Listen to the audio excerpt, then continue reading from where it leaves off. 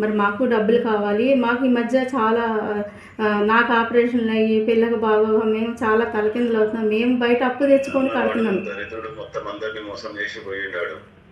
ఇప్పుడు బ్యాంకులు నా చుట్టే పడుతున్నారు. ప్రతి ఒక్కరు ఇప్పుడు నేను ఇక్కడ ఉన్నా కాబట్టి అందరు వచ్చి నన్ను అడుగుతున్నారు. వాడేమో ఆరాంసే గాయమైపోయిండు. ఎంతమందికి ఇచ్చుకుంటూ కూర్చుంటా నేను. వాడు వచ్చిన తర్వాత సెటిల్ అవుతుంది. ఎప్పటికి వస్తాడు? నాకు ఎప్పుడు సెటిల్ చేస్తారు ఒకటి చెప్పండి సార్. ఎప్పుడు వస్తాడు అంటే అది వాడు మీకన్నా టచ్లో ఉంటాడు. నాకెందుకు టచ్లో ఉంటాడు సార్? నేను ఫేస్బుక్లో ఉందా కాబట్టి మాట్లాడగలిగా. నాకెందుకు టచ్లో ఉంటాడు ఆయన?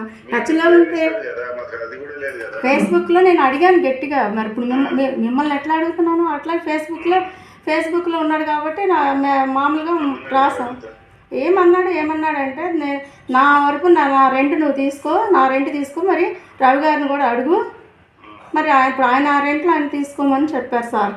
మరి మీ రెంట్లో మీరు కూడా ఇవ్వాలి కదా, మీ వంతు మీరు కూడా ఇవ్వాలి కదా. నా వంతు నేను సగం ఇస్తాను. ఇప్పుడు నాకు ఎంత అయిపోయింది?